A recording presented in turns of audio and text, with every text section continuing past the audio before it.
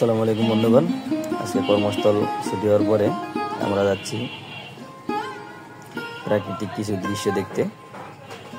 সাথে আছে বারেক ভাই, তন্ময় ভাই এবং রিপন ভাই।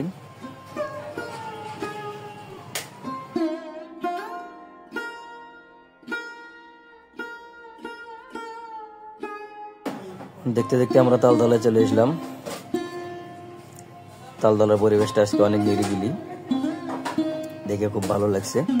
ক্যামেরা দেখে বারেক ভাই রিপন ভাইকে কিছু একটা বলার চেষ্টা করছে এবং তা শুনে আমি অনেক হাসতেছি।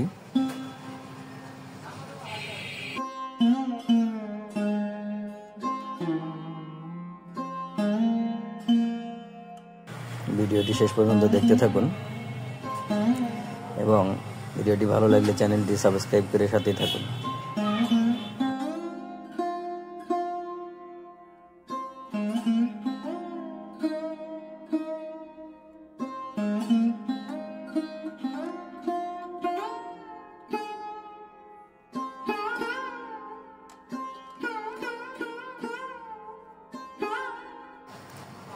এখানে অনেকগুলো ভেড়ার পাল দেখতে পাচ্ছেন।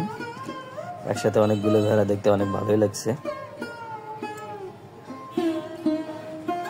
ভিডিওটি শেষ পর্যন্ত দেখার জন্য সকলকে অনেক ধন্যবাদ।